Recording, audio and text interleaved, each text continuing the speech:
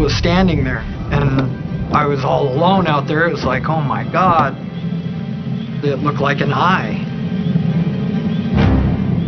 And it had a white ring in the center of it with a blue circle in that. And it was probably 250 foot long, 125 foot wide. It was huge. It had no windows, no doors, and it was silent. And it was just floating along real slow. And then once it got past me, I jumped in the car and I started following it. It was exciting and terrifying all at the same time. I was keeping up with it, and it was starting to speed up, and it was going and going and going. I got up to about 90, and then it was just gone. It took off. I've never seen anything that fast in my life. It went from there to gone, just like that. William comes home shaken by the UFO encounter. When I first got home, I was so excited I could barely sit still.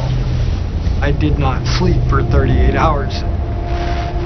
Every time I'd lay down to try and go to sleep, I would close my eyes. That's all I would see was that thing flying along. That's all I could think about.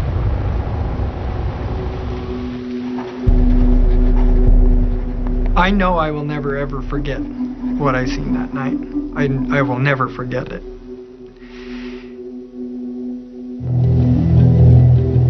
Top lie detection expert Maggie Pazian analyzes William Smith's UFO encounter.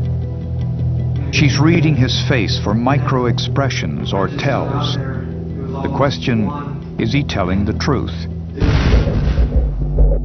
We're looking for a combination of movements on the face that, when they happen together, they relate to an emotion.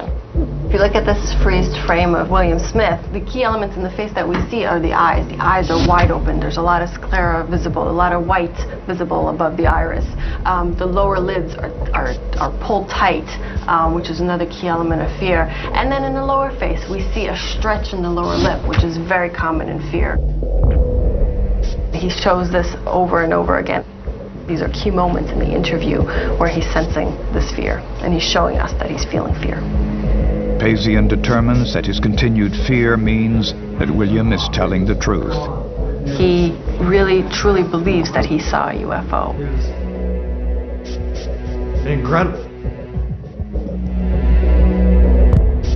There is not a doubt in my mind that William saw something, and that it was unidentifiable, and it profoundly impacted his life.